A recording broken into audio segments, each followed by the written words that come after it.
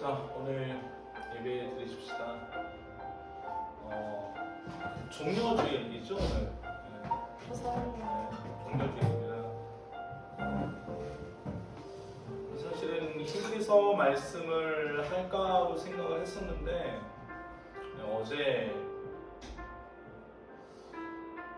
날씨를 보면서 마음을 좀 바꿨어요.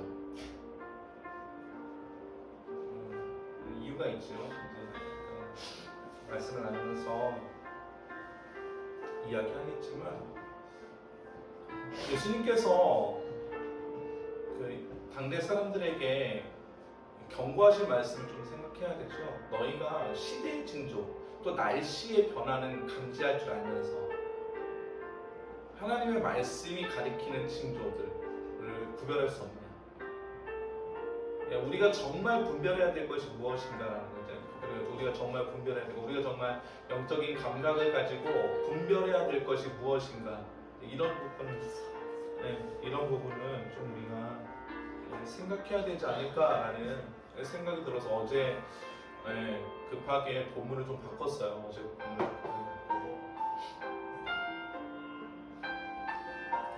그리고 좀 그거에 따라서 좀 묵상도 하고 그랬습니다.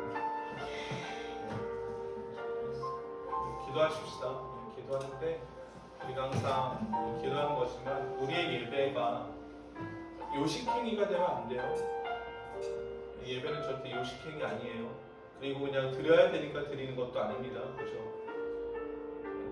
제 얘기는 그런 따서 언어적인 그런 문제가 아니라 우리의 마음이 어느 정도로 정말 이 예배에 향해 있고 얼마나 집중되어 있는 것 같아요. 여기요?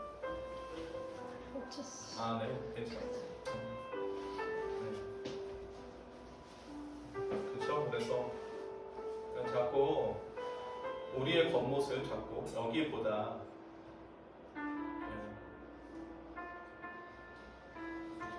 헤어스타일 좀 펼쳐도 돼요.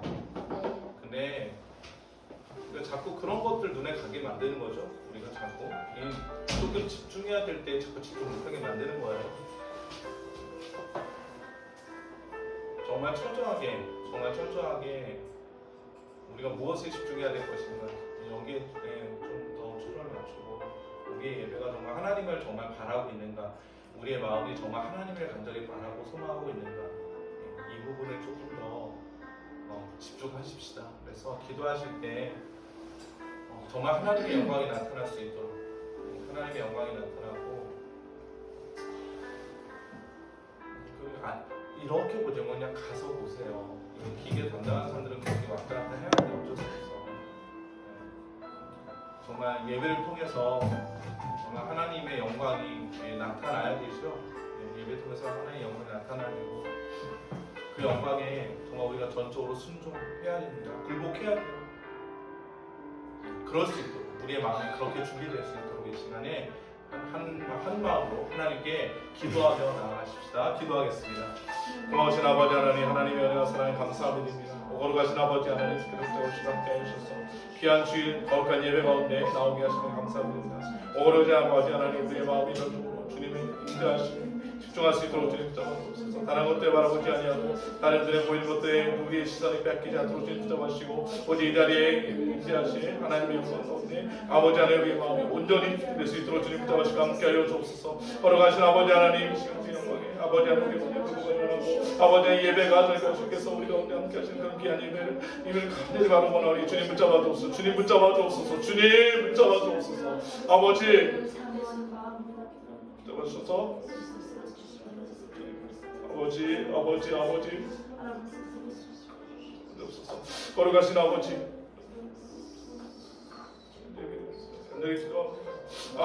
아버지 내 마음이 온전히 수 있도록 아버지 붙잡아 주옵소서. 아버지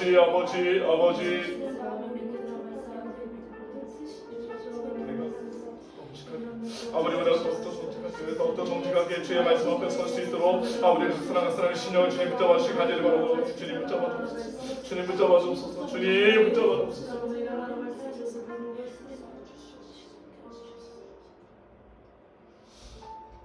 거룩하신 주님, 귀한 예배 자리에 나오게 하시며 감사합니다. 다른 것 바라보지 아니하고 오직 이 시간에 우리와 함께 하실 주님의 그 아름다우심만 바라볼 수 있도록 아버지 붙잡아 주옵소서. 주의 영광 앞에 온전히 굴복하게 하시고 주께서 말씀하실 때 우리가 그 말씀 앞에 순복하여 굴복하여 전심으로 주를 찾고 오직 성령 하나님께서 우리를 다스리시도록 다시 한번 우리의 모든 전인격을 내어드려 주 앞에 기도하는 은혜의 시간 될 수 있도록 아버지 붙잡아 주옵소서. 예수 그리스도 이름으로 기도하옵나이다. 아멘. 사도신경으로 우리 믿음을 하나님과 사랑과 앞에 고백하십시다. 전능하사 천지를 만드신 하나님 아버지를 내가 믿사오며 그 외아들 우리 주 예수 그리스도를 믿사오니 이는 성령으로 잉태하사 동정녀 마리아에게 나시고 본디오 빌라도에게 고난을 받으사 십자가에 못 박혀 죽으시고 장사한 뒤 사흘 만에 죽은 자 가운데서 다시 살아나시며 하늘에 오르사 전능하신 하나님 우편에 앉아 계시다가 저리로서 산자와 죽은자를 심판하러 오시리라. 성령을 믿사오며 거룩한 공회와 성령과 서로 교통하는 것과 죄를 사하여 주신 것과 몸이 다시 사는 것과 영원히 사는 것을 믿사옵나이다. 아멘. 찬양하죠.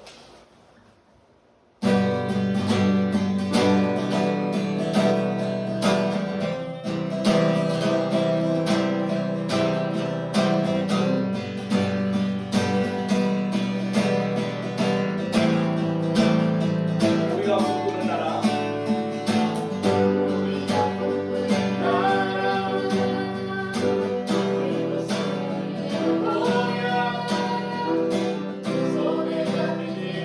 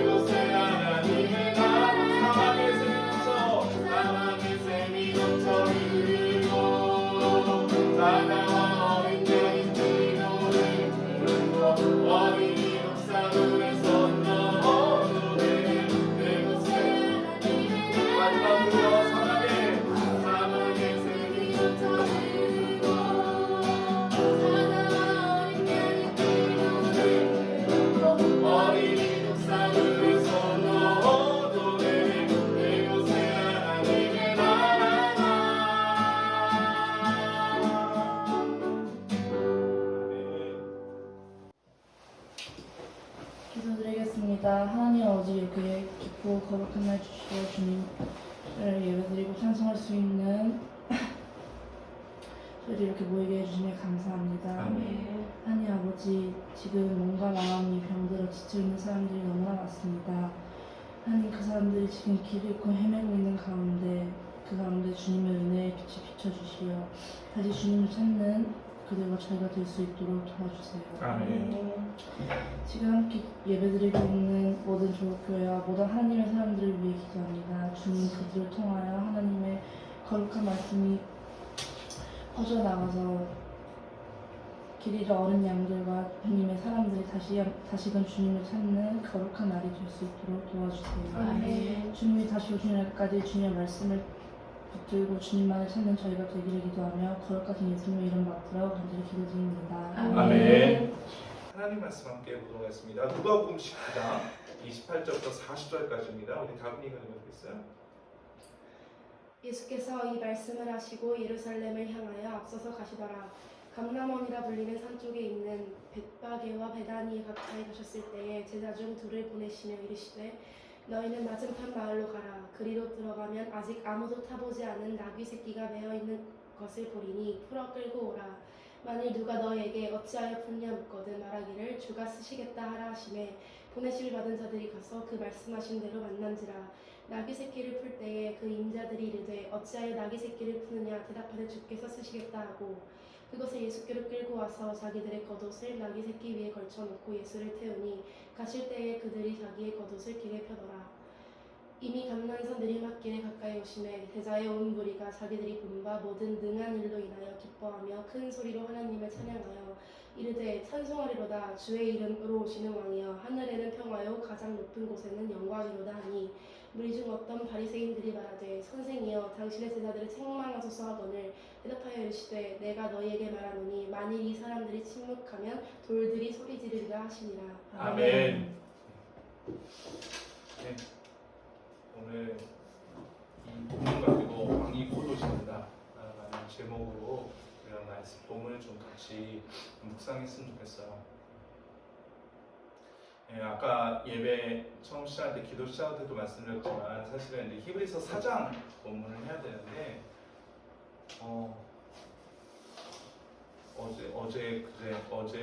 그제는 참 또 날씨가 괜찮았는데 어제부터 날씨가 갑자기 정말 이상해졌죠. 4월 달에 4월 중순에 그것도 벚꽃과 눈이 공존하는 날씨. 이제 주님을 올라가는데 과연 정말 그렇게 우리가 해석할 수 있는가? 주원이의 말대로 정말 그 긴박함을 느끼고 있는가? 이게 문제죠. 그냥 주님 오실 날 다 됐나 보다. 이게 그냥 날씨에 대한 푸념인지 정말 주님 진짜 오시면 어떡하냐? 괜찮아요? 아니요 하면 어떡하냐고. 그죠? 그러니까 이게 그냥 우리가 너무 쉽게 날씨에 대한 푸념인 것처럼 주님 오실 때 됐나? 이것도 너무 우리 안에서 가볍게, 물론 그 해석이 그죠 우리에게 되게 특별한 해석일 거예요. 특별한 해석이지만 그 해석 그렇게 우리의 입 밖으로 나온다고 해서 그것이 정말 좋은 해석이냐 아닐 수 있다는 것을 오늘 또 하나님께서 말씀하시거든요. 본문을 통해서 이 여러 가지 일들 지금 상황들 특히나 또 그죠 날씨의 변화들, 기후의 변화들, 그리고 국제 정세의 변화들, 큰 나라들이 강대국들이 극도로 자기중심적으로 외교를 펼쳐나가고 있고 극도로 그저 경제적으로 대립하고 있는 이런 상황들, 그리고 사람들 개개인의 흐름도 극도로 이기주의화되고 자기를 사랑하는 흐름이 급속도로 강해지는 이런 시대들, 이런 상황들 가운데서 과연 주님께서 정말 가까이 다시 오실 그날이 정말 다가오고 있다. 이게 얼마나 우리에게 긴박함을 주는가.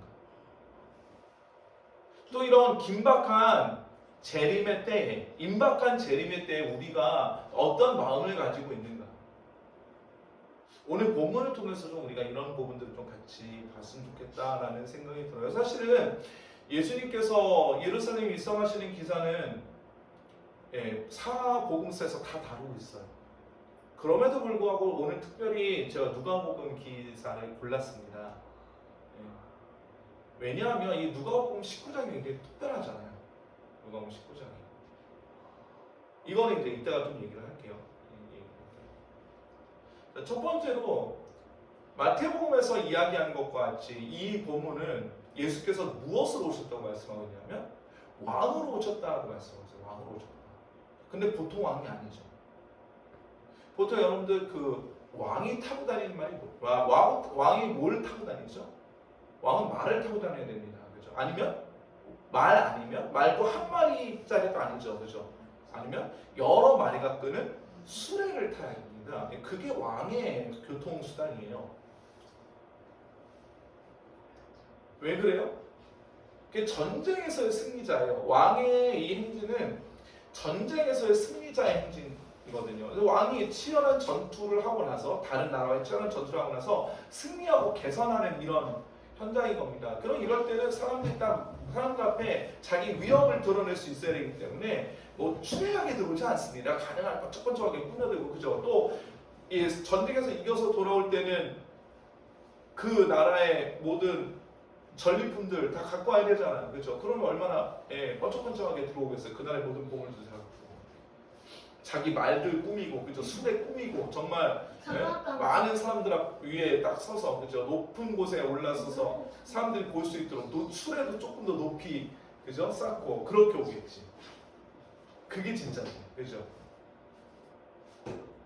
그런데 오늘 예수님께서 들어오시는 광경을 한번 보실래요? 오늘 본문 28절부터 다시 다 같이 보십시다. 본문이 여러분들 저기 뭐지 제가 뭐 문서 공유도 해드리지만 성경도 좀 보세요. 가능하시죠? 다 스마트폰에 성경들 다 있잖아요. 본문 28절 볼까요? 예수께서 이 말씀을 하시고 예루살렘 향하여 앞서서 가시더라. 감람원이라 불리는 산 쪽에 있는 벳바게와 베다니에 가까이 가셨을 때 제자들 중 둘을 보내시며 이르시되 너희는 맞은편 마을로 가라. 그리로 들어가면 아직 아무도 타보지 않은 나귀 새끼가 매어 있는 것을 보리니 풀어 끌고 오라. 만일 누가 너에게 어찌하여 푸느냐 묻거든 말하기를 주가 쓰시겠다 하라 하시매 보내심을 받은 자들이 가서 그 말씀하신 대로 만난지라. 나귀 새끼들을 풀 때에 그 임자들이 이르되 어찌하여 나귀 새끼를 푸느냐 대답하되 주께서 쓰시겠다 하고 그것을 예수께로 끌고 와서 자기들의 겉옷을 나귀 새끼 위에 걸쳐놓고 예수를 태우니 가실 때 그들이 자기의 겉옷을 길에 펴더라. 보세요. 제자들이 지금 이런 상황들을 딱 보면서 뭐라고 느꼈을 것 같아요? 뭐라고 느꼈을 것 같아요? 예수께서 예언하시잖아요. 야 가라. 그러면 아직 아무도 타보지 않은 나귀 새끼가 매어 있는 걸 볼 거다. 이거 어떻게 알아요? 아무도 타보지 않은 나귀 새끼인 거 어떻게 알아요? 어떻게 할까요? 엄마 옆에 있어서 합니다. 실제로 누가복음 보면은 나와 있잖아요. 마태복음 보면은 나와 있어요. 어미 낙이 옆에 있습니다. 아무도 타보지 않은 새끼예요. 새끼낙이에요. 그거 타시려고 끌고 오라고 그러시는 거예요. 참 이게 너무 놀랍거든요. 예수님께서 그러니까 이 예언이 정확하게 이루어지잖아요. 정확하게 이루어지는 것을 본 제자의 마음속에 어떤 생각이 들었을 것 같아요? 신기한 말. 네, 정말 신기하죠. 정말 신기하죠. 아, 이분은 진짜 뭐다? 이스라엘을 구원하신 메시아인가 보다, 왕이신가 보다 라는 생각이 분명하게 났을 거예요. 이 본문을 가지고 마태복음 기자는 스가랴의 본문을 인용해서 예수께서 성경 말씀 그대로, 구약의 예언 그대로 오셨다라고 이야기를 해요. 스가랴 본문 볼까요? 스가랴 9장 9절부터 10절까지 제가 읽거든요. 시온에 따라 크게 기뻐할지어다. 예루살렘에 따라 즐거이 부를지어다. 보라, 내 왕이 내게 임하시나니 그는 공의로우시며 구원을 베푸시며 겸손하여서 나귀를 타시나니 나귀의 작은 것 곧 나귀 새끼니라. 내가 에브라임의 병거와 예루살렘의 말을 끊겠고 전쟁하는 활도 끊으리니 그가 이방 사람에게 화평을 전할 것이요 그의 통치는 바다에서 바다까지 이르고 유브라데 강에서 땅 끝까지 이르리라. 아멘. 오늘 스가랴 선지자가 왕이 오신다. 왕이 오신다. 압제당하는 자기 백성을 향해서, 그렇죠? 압제당하고 있는 자기 백성을 향해서 왕이 오신다. 그런데 그 왕이 분명히 승리자예요. 오늘 스가랴 9장 10절에 보면 에브라임의 병거, 예루살렘의 말, 이걸 다 끊어버릴 거라고 말씀하세요. 병거는 수레잖아요, 그죠? 말이 끄는 수레. 그러니까 그거를 끊어버린다는 얘기는 그게 더 이상 굴러다니지 않을 거라는 얘기예요. 그리고 말들을 끊을 거라고 그러세요.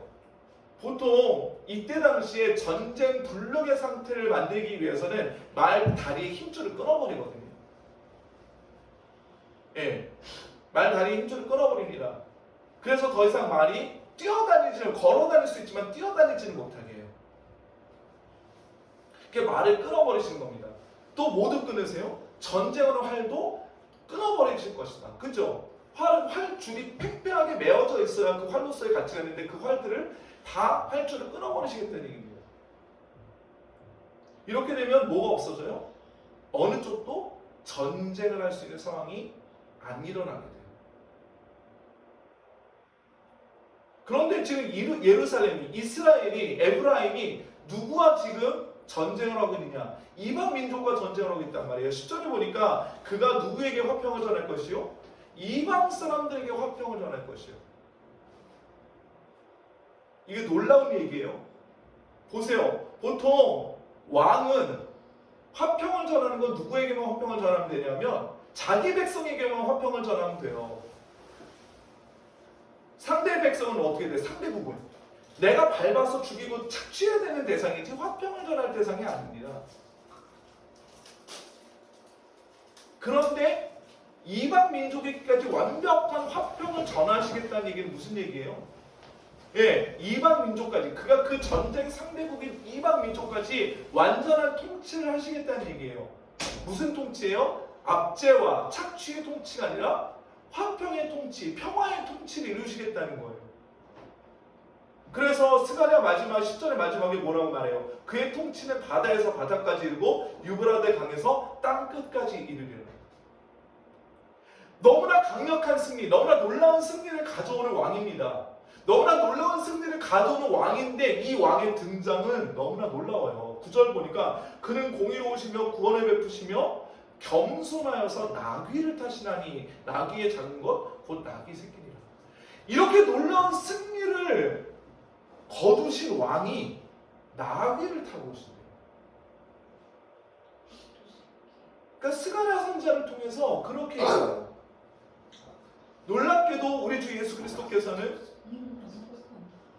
구약시대에 스가랴 선지자가 예언하셨던 그 예언대로 놀랍도록 동일하게 왕으로 입성하시고 계세요.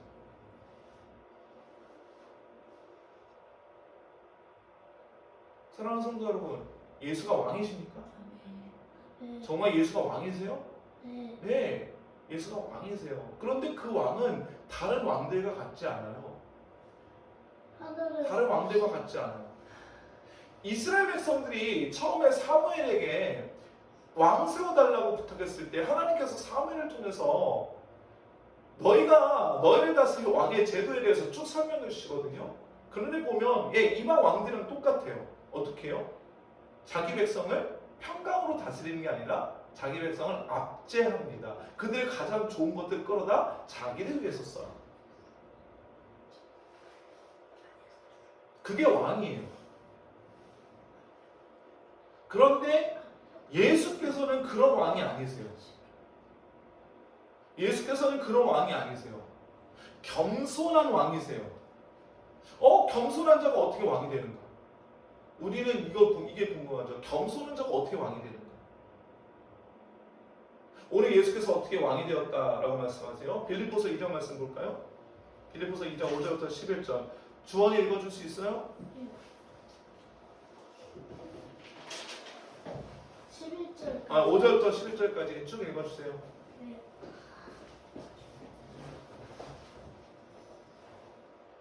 너희 안에 이 마음을 품으러 곧 그리스도 예수의 마음이니 그는 근본 하나님 본체시라 하나님과 동등됨을 취할 것으로 여기지 아니하시고 오히려 자기를 바위 종의 자기를 비워 형태를 종의 형태를 가지사 사람들과 같이 되셨고 사람의 모양으로 나타나사 자기를 낮추시고 죽기까지 복종하셨으니 곧 십자가에 죽으심이라.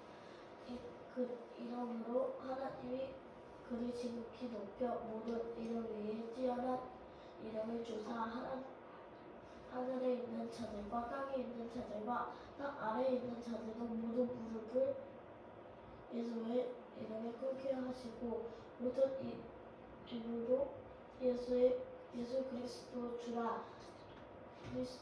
주라 시인하여 하나님 아버지께서 영광을 하셨느니라. 아멘. 예.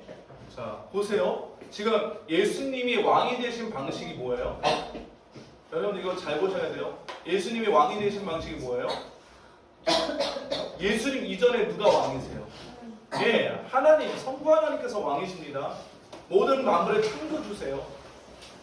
그런데 그 하나님과 동등됨을 취할 것으로 여기지 않으시고 오히려 뭘 가셨어요? 종의 형태를 가셨어요. 겸손하셨어요.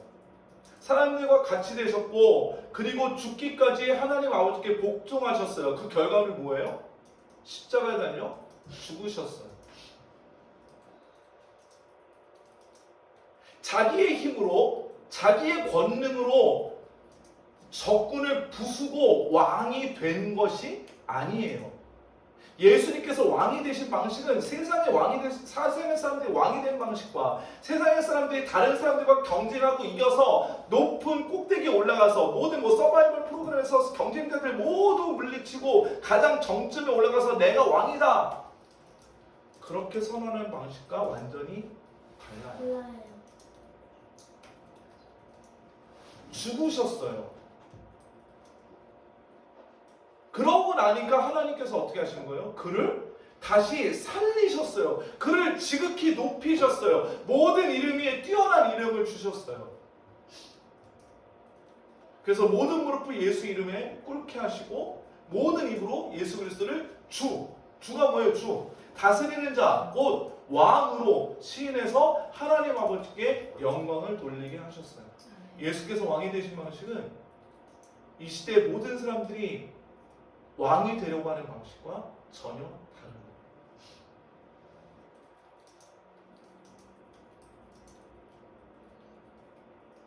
사랑하는 성도 여러분, 예수가 왕이십니까? 네. 예수가 왕이십니까? 아멘. 우리의 방식과 전혀 다른 방식으로 왕이 되신 분인데 과연 그분을 왕이라고 우리가 인정할 수 있는가?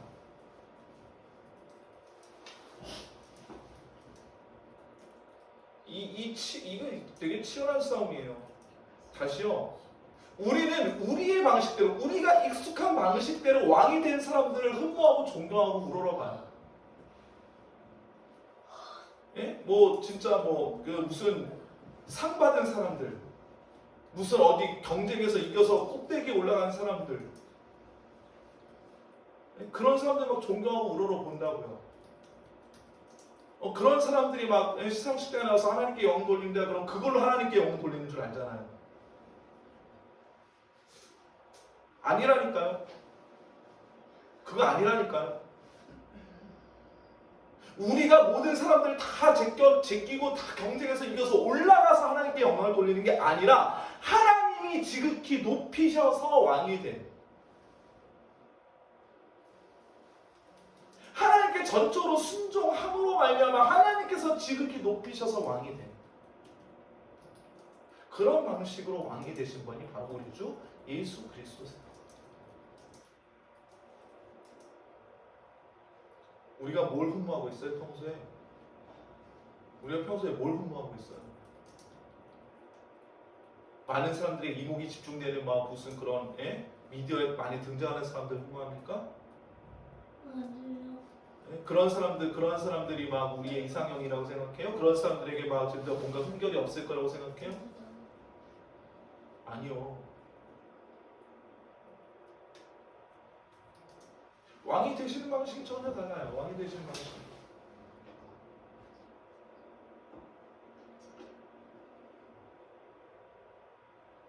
그래서 우리가 예수님이 왕이라고, 예수님이 왕이시라고 입으로는 고백하는데 여전히 우리 심령 가운데 이 세상의 방식대로 왕이 되신 게 아니시기 때문에, 이 세상의 방식대로 왕이 되시지 않으셨기 때문에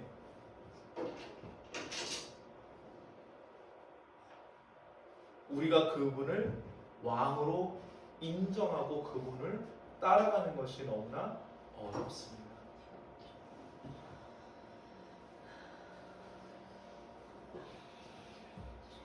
사랑하는 성도 여러분, 기억하십시오. 예수님은 왕이십니다. 아멘. 우리의 방식대로가 아니라 하나님의 방식대로 되신 왕이십니다. 우리의 어떠함 때문이 아니에요. 우리의 어떠함 때문이 아니라 그분은 그분 자체가 왕이세요. 이 놀라운 진리가 이 시간 다시 한번 우리 심령 가운데 깊이 새겨지는 은혜가 있기를 주님의 이름으로 간절히 소망합니다. 아멘. 두 번째로, 그러면은 근데 예수가 왕이신 거를, 그래, 오케이, 좋아, 예수는 왕인 거 맞아. 그럼 그 왕한테 한번 어떻게 빌붙으면, 그 왕의 옆에 어떻게든 좀 잘 붙어 있으면 우리가 뭔가 좀 떡고기라도 하나 더 얻게 되지 않을까? 아니요. 라고 예수를 이용하는 사람들이 있다는 걸 기억해요.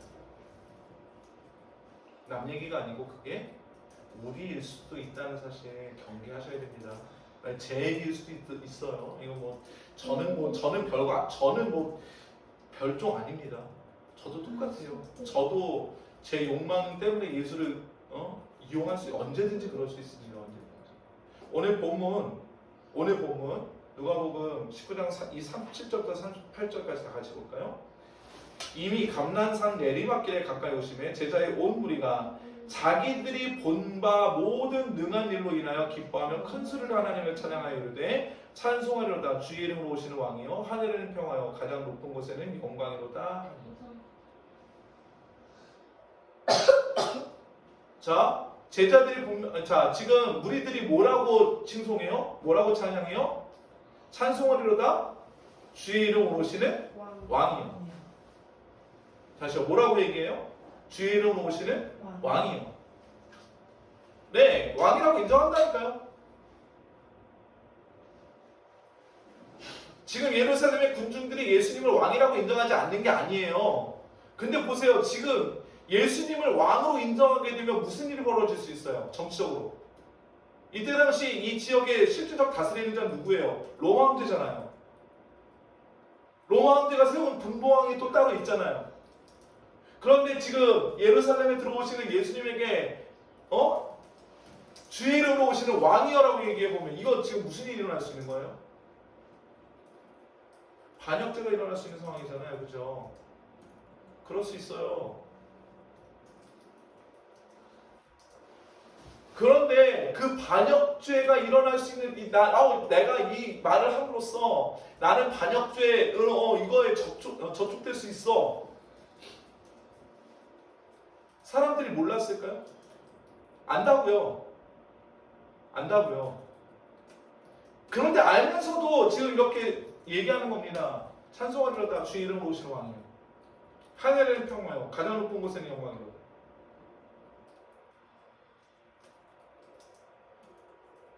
그런데 이랬던 사람들이 일주일이 지나지 않아서 어떻게 돼요? 예수를 십자가에 못 박잖아요.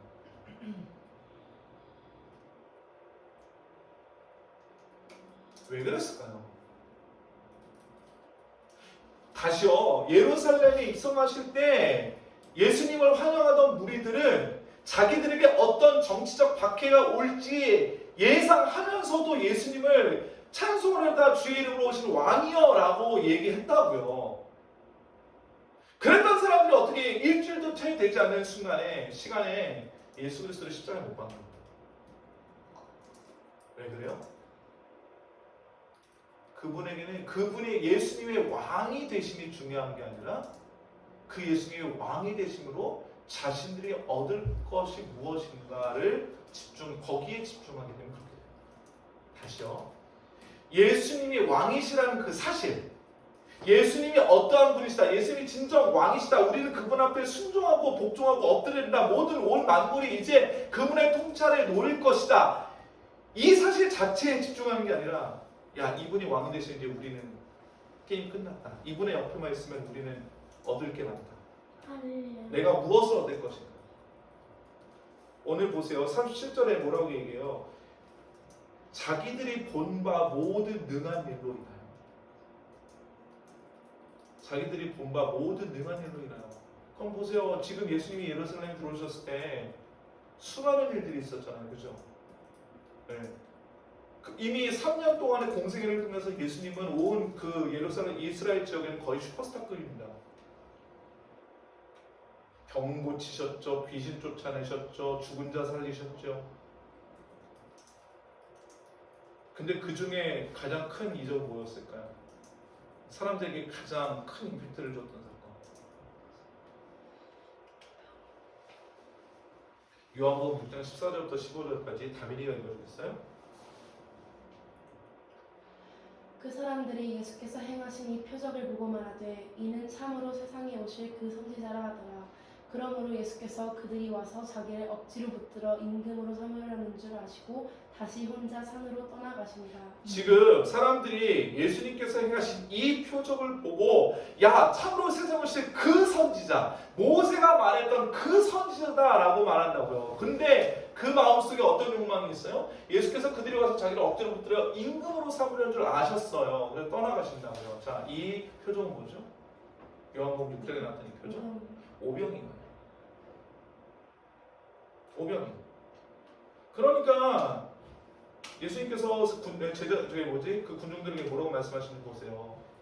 바로 뒤에 이어진 6장 24절에서 27절까지 무리가 거기에 예수도 안 계시고 제자들도 없음을 보고 곧 배들을 타고 예수를 찾으러 가버나움으로 가서 바다 건너편에서 만나 랍비여 언제 여기 오셨나이까 하니 예수께서 대답하여 이르시되 내가 진실로 진실로 너에게 이르노니 너희가 나를 찾는 것은 표적을 본 까닭이 아니요 떡을 먹고 배부른 까닭이로다.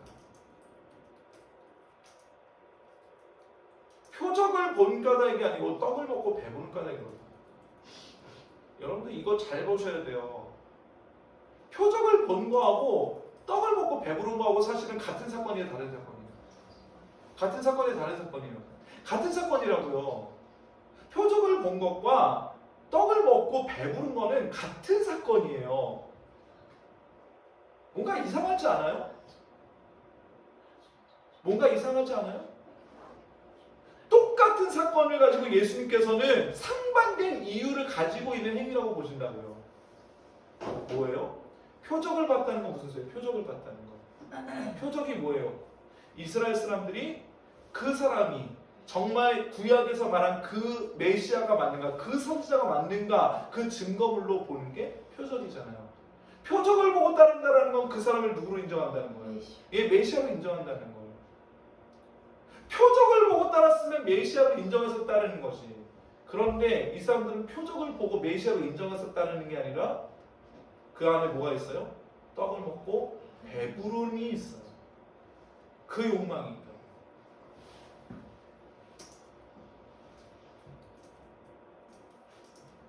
이게 놀랍지 않아요? 다시 말씀드려요. 똑같은 사건이에요. 똑같은 사건이라고. 그런데 우리 안에 있는 무엇이? 우리 안에 있는 욕망이, 우리 안에 있는 본질이, 우리 안에서 말하는 그 무엇이 그 사건에 대한 뭘 바꿔요? 해석을 바꿔요.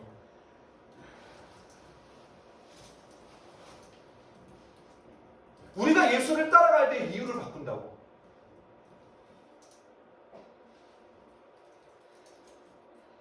여러분들 예수 왜 따라갑니까?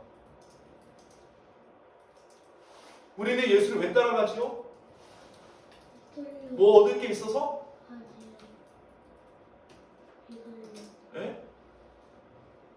예수 왜 따라가요? 우리 안에 무엇이 있는가? 우리 안에 무엇이 있는가? 우리 방식대로 왕이 되시지 않은 그분, 우리 방식대로 왕이 되시지 않는 그분을 우리가 굳이 따라가는 이유가 무엇인가? 여러분도 오늘 다시 한번 점검해 보셔야 됩니다.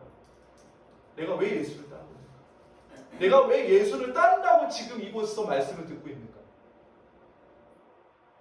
내가 왜 예수를 따른다고 교회에 나가고, 내가 왜 예수를 따른다고 성경을 읽고, 내가 왜 예수를 따른다고 예배하는 자리에 나가고 예배하는 사람들과 교제하고, 내가 왜 예수를 따른다고 그 모든 종교적인 어떤 그런 것들을 내 삶에 어찌 끼워넣으려고 하고 있는지 보셔야 돼요. 안 그러면 2000년 전에 찬송을 하다 주의 이름으로 오시는 왕이여라고 예수 그리스도를 찬양했던 자들이 일주일도 안 돼서 예수 그리스도 십자가에 못 박는 그 꼴 난다니까요. 우리 안에서. 우리 안에서 그 꼴 난다고요. 우리는 아닐 것 같죠? 저는 아닐 것 같죠? 저도 똑같아요. 저도 별다르지 않습니다. 말씀 전하고 있는 저도 똑같아요.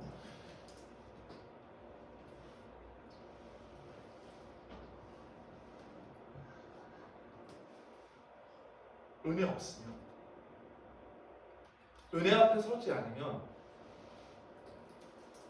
그래서 예수가 어떤 분이신지 결정하고 그 예수 앞에서 우리가 어떤 존재인지를 다시 한번 결정하지 않으면 우리는 우리의 욕망이 시키는 대로 상황을 해석하게 될 거예요.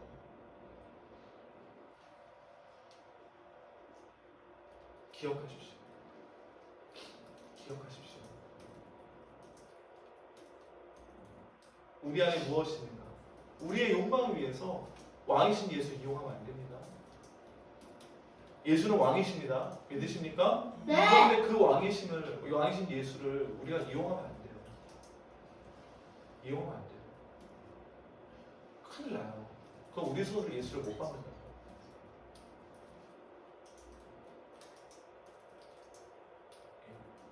예수 앞에서, 왕이신 예수 앞에서 우리가 어떤 존재인가를 다시 한번 결정하시는 귀한 은혜가 있기를 주님의 이름으로 간절히 소망합니다. 네, 마지막으로 이 상황이 불편한 사람들이 있어요. 이 상황이 불편한 사람들. 오늘 본문 39절과 40절 볼까요?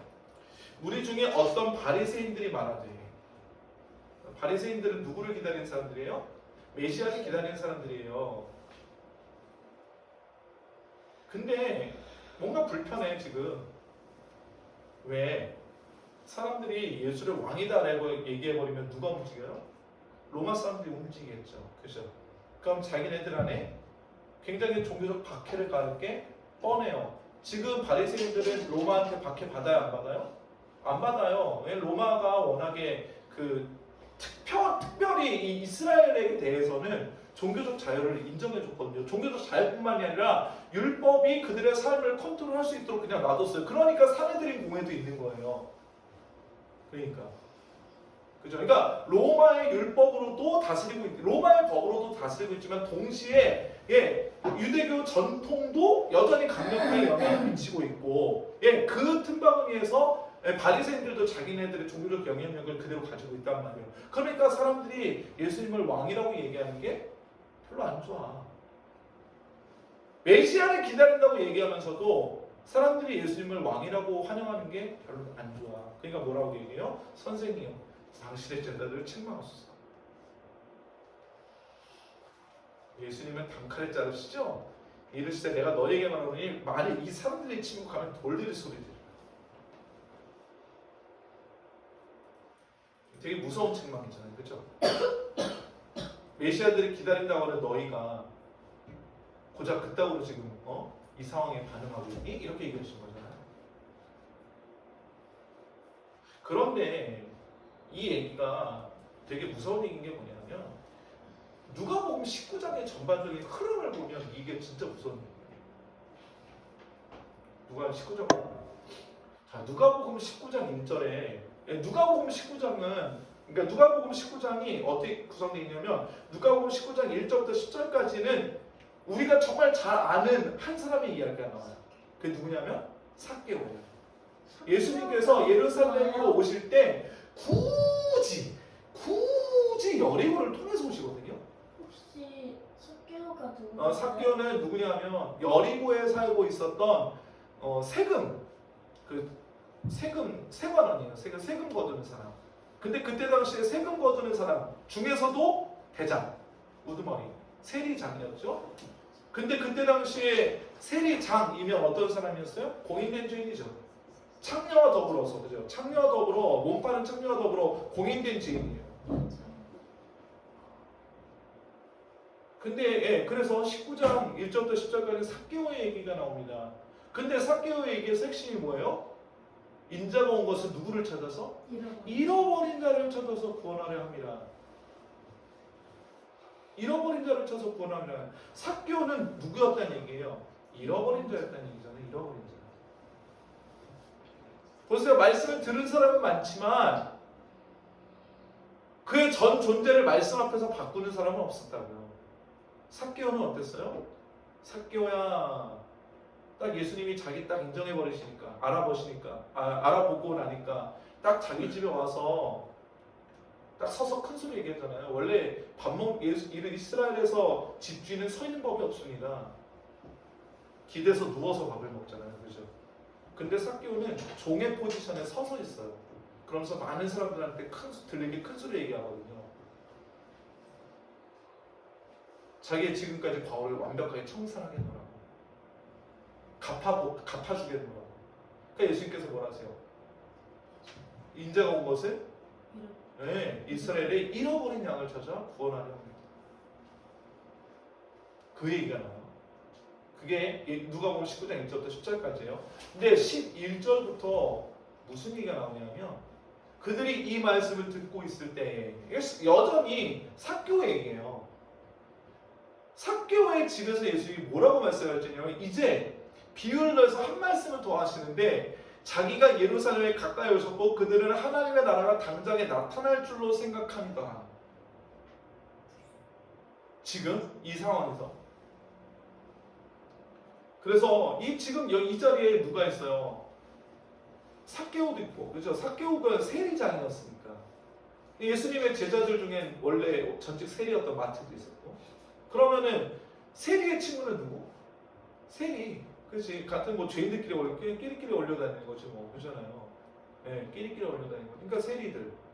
또 예수께서 죄인의 집에 들어가신다니까 어떻게든 하면 또 흠잡을 거 없나 하고 들어가 본 바리새인들도 있었을 거고. 또 수많은 사람들 몰려 들어갔겠지. 집이 워낙 오죽 컸겠어? 부자였는데. 그죠? 성경 공인 부자잖아요. 그는 세리, 여리고에 삭개오라 이름하는 자가 있으니 그는 세리요 또한 부자라. 그죠? 부자니까 성경 공인 부자예요. 얼마나 집이 컸을까? 그냥 우르르 갔겠지 사람들이. 근데 그 사람들이 이제 그럼 그 사람들 중에 예수님께서 그들의 생각을 아시는 거예요. 뭐라고요? 자기가 예루살렘 가까이 오셨고 그들은 하나님의 나라가 이제 당장에 나타날 거라고 이제 생각하는 사람들이 있는 거예요. 그 중에. 그러니까 이제 말씀하시는 거예요. 이르시되 어떤 귀인이 왕위를 받아가지고 오려고 먼 나라로 갈 때 그 종 열을 불러 은화 10문화를 주며 이르되 내가 돌아올 때까지 장사하라 하니라. 그런데 그 백성이 그를 미워하여 사자를 뒤로 보내어 이르되 우리는 이 사람이 우리의 왕됨을 원하지 아니하나이다 하였더라. 이게 무슨 얘기예요? 그러니까 지금 그 지역 왕이 지역 귀인이에요. 근데 이제 여기 왕이 돼야 돼. 근데 그 왕위를 인정하는 중앙왕, 그죠? 거기 이제 가서 이제 왕위를 받아와야 되거든. 근데 이 귀인이 싫어하는 사람도 있는 거야. 그러니까 어떻게 하는 거야? 자기들 사람을 원래 뒤로 쭉 돌려서 자기 원래 그 왕 인정해줘야 되는 왕에게 사람을 미리 보내는 거지. 나 우리는 이 사람 싫어요. 그런데 무슨 일이에요? 15절에 보니까 중앙에 그 왕이 그 사람들이 보낸 사자들의 말을 들어야 안 들어요? 안 듣습니다. 그 참소하는 말을 듣지 않아요. 그러면서 왕위를 줍니다. 귀인에게. 왕위를 받아가지고 와요.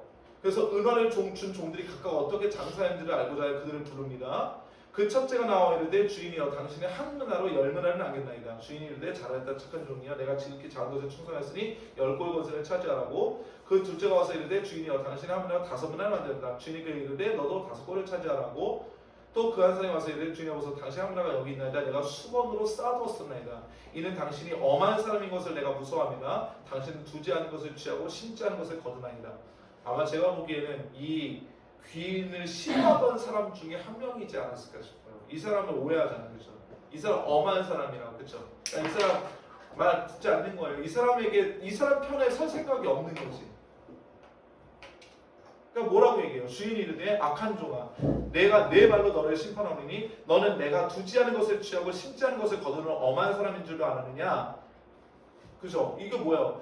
아까 제가 말씀드렸던 일반적인 왕들. 그죠? 자기 것이 아닌 자기가 다스리는 사람들을 착취하는 그런 악한 왕들. 그렇게 이해했느냐? 그럼 어째야 내 돈을 은행에 맡기지 않았냐? 그래야으면 내가 와서 그 이자와 함께 그 돈을 찾았으라고 곁에 서는 자들에게 이르되 그 한 문화를 빼앗아 열 문화 있는 자에게 주라 하니 그들이 이르되 주여 그에게 이미 열 문화가 있나이다. 주인이 이르되 내가 너에게 말하노니 문을 있는 자는 받겠고 없는 자는 그 있는 것도 빼앗기리라. 그리고 내가 왕됨을 원하지 아니하던 저 원수들을 이리로 끌어다가 내 앞에서 죽이라 하니.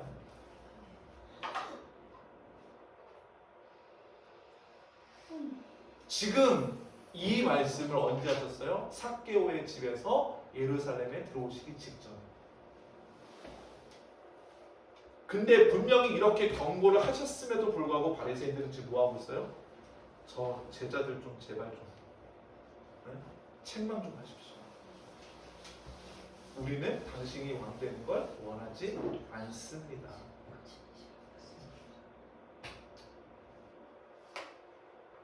사랑하는 성도 여러분,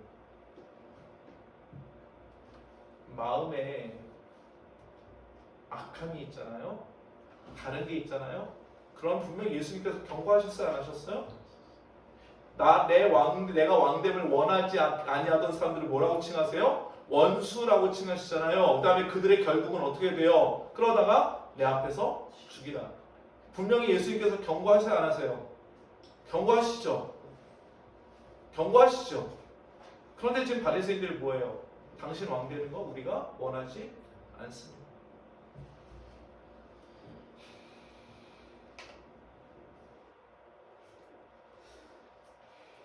우리의 마음에 악한 게 있잖아요. 말씀이 경고해도 안 들어요.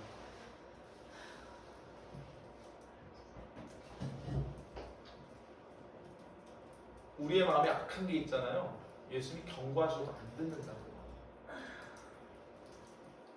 그런데 우리가 주의 편에 있으면, 우리가 누구의 편에 있으면? 우리가 주의 편에 있으면. 이게 중요해요. 우리가 주의 편에 있으면 뭐예요? 기다린다고. 기다리면서 자기 일하는 거예요. 기다리면서 자기 일하는 겁니다. 여러분들 이 본문 오해하시면 안 돼요. 지금 뭐 10골 차지하라 5골 차지하라 이거 골 차지하는 거 이게 중요한 게 아니에요. 종들이 그 왕의 편에 서서 주인이 그 왕위를 받아올 것을 기다리면서 자기의 일을 충실히 해냈다는 거 그게 중요해요. 이게 진정. 하나님의 사람들은 그렇게 있는 거예요. 예수께서 왕이심을 기뻐하는 사람들, 우리가 예수의 편에 서 있기를 결단한 사람들이 이렇게 사는 거예요. 다 얼마씩 주세요? 한 문화씩 주신다고, 한 문화씩. 그죠? 똑같이 한 문화씩 주시잖아. 그러니까 얼마를 남겼든지 상관없다고. 얼마를 남겼든지. 하다못해 만약에 세 번째 종이 자기가 정말 능력이 없어. 그럼 뭐 할 수 있어? 은행에 갖다 맡길 수 있어. 그러면은 이 주인이 이 종 칭찬했을까 안 했을까요? 칭찬했을 거라고. 자기 능력으로 안 될 것 같으니까 누구 능력인 거야? 어쨌든 주인의 편에 서 있으니까 이 주인의 몫이 조금이라도 늘어나면 좋겠다. 그럼 은행이라도 갖다 놓으면 되는 거 아니에요? 그래 안 그래요? 그래요, 안 그래요? 능력의 유무가 중요한 게 아니고 능력의 크고 작음이 중요한 게 아니라고요. 이거 여러분들 이 부분을 잘 보셔야 돼요. 능력의 크고 작음은 중요하지 않습니다. 결과를 얼마나 크게 만드느냐 적게 만드느냐 이것도 중요한 게 아니에요. 중요한 건 그 종들이 주인의 편에 서 있었느냐 아니면 주인의 편에 반대편에 서 있었느냐. 주인을 어떻게 보았느냐가 중요한 거예요.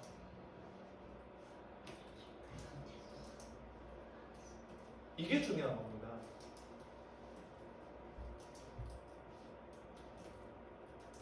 그렇게 오늘 예수님께서 바리새인들에게 내가 너에게 말하노니 만일 이 사람들이 침묵하면 돌들이 소리 지르리라 하시니라 이 말씀은 어쩌면 이제 그들에게 내린 사형 선고와도 같으셨을 겁니다.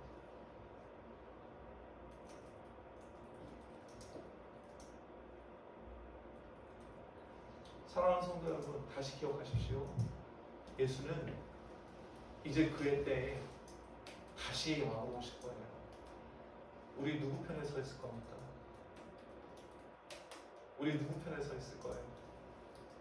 하나님. 예? 우리 누구 편에 서 있을 겁니까? 하나님.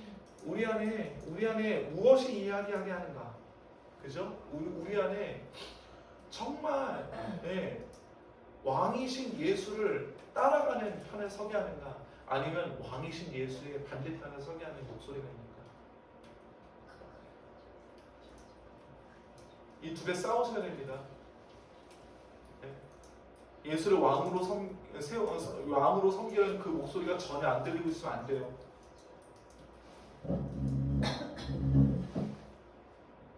그래서 정말 우리가 이 땅에 다시 왕으로 오실 예수의 편에 서시는 저와 여러분들이 되시기를 주님의 이름으로 간절히 소망합니다. 말씀을 맺도록 하죠. 참 종려주일의 이야기 매해 보지만 참 매해 볼 때마다 새로워요. 참 새로워요. 우리가 누구의 편에 설 것인가?